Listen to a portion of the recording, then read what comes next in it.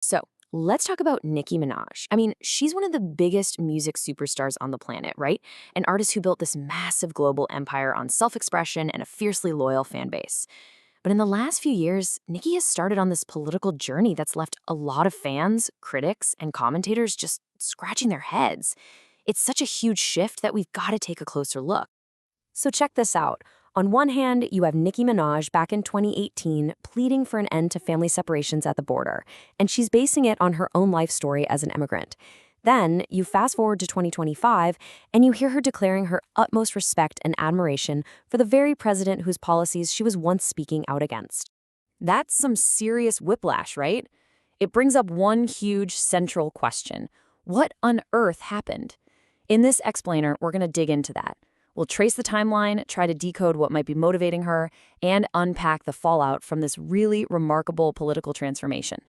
Okay, so to really get what's going on, we have to rewind a bit. We've got to remember the public persona Nicki Minaj built up for years. Let's take a look at the old Nicki, who was once a really vocal advocate for immigrants. And she was not subtle about it at all. I mean, take her 2016 track Black Barbies. She's directly referencing her roots in Trinidad and Donald Trump's immigration policies. So yeah, her art and her politics, they were totally in sync back then. And it wasn't just in her music. In 2018, she got super personal about it on Instagram. She shared that she herself came to the US as an undocumented child. She wrote, "Can you try to imagine the terror and panic these kids feel right now?" before pleading, "Please stop this." It was really powerful. So what happened to that Nicki? It's like she just vanished. Okay, let's map out exactly when things started to change. This is the timeline of her dramatic pivot towards Donald Trump and the conservative movement. You can kind of pinpoint the start of this around 2021. She got praise from conservative figures for some of her posts about vaccines, but by late 2025, man, it was full on. She's appearing at the United Nations, echoing Trump's claims about Nigeria. And then the big one. She makes a surprise appearance at the ultra-conservative Turning Point USA conference. I mean, wow.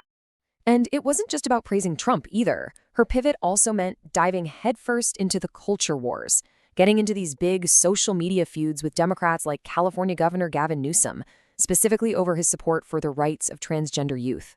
You know, this whole fight over trans rights really gets at a bigger debate happening right now.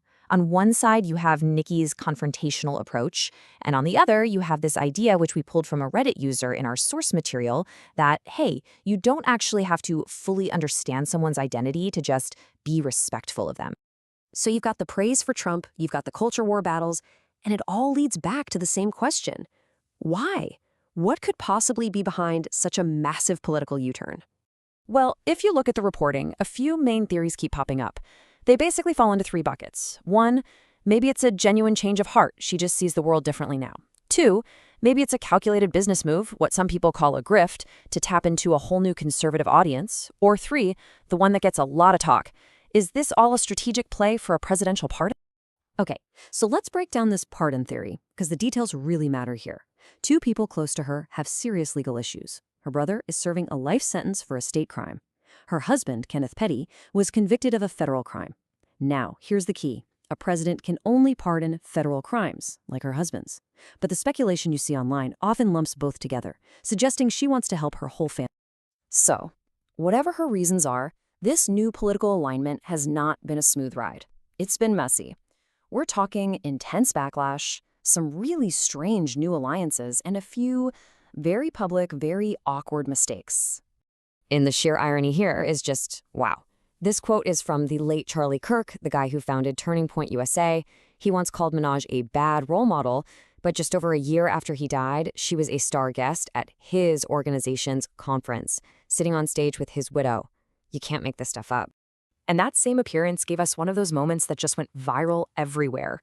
While trying to praise Vice President J.D. Vance, she called him a political assassin, which is just a deeply awkward word choice, given she was speaking to the widow of a man whose supporters consider his death a political assassination.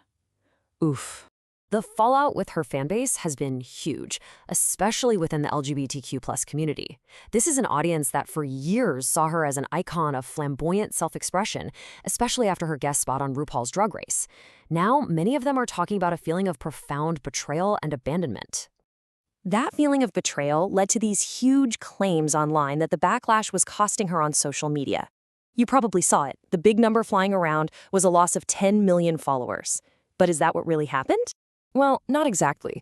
A fact check of the timeline shows her Instagram account was actually deactivated back in October 2025, a full 2 months before her appearance at Turning Point USA. So this viral claim of a mass follower exodus to protest her politics, the dates just don't line up. When you step back, this whole story with Nicki Minaj is really a fascinating case study. It's about more than just one rapper's shifting views. It's about the complex and honestly kind of messy intersection of modern celebrity, political power, and personal motivation. And it leaves us with a pretty big question to think about. When a global superstar with immense influence aligns with a political movement that contradicts their past values, who are they really serving? A cause they now believe in, or their own self-interest?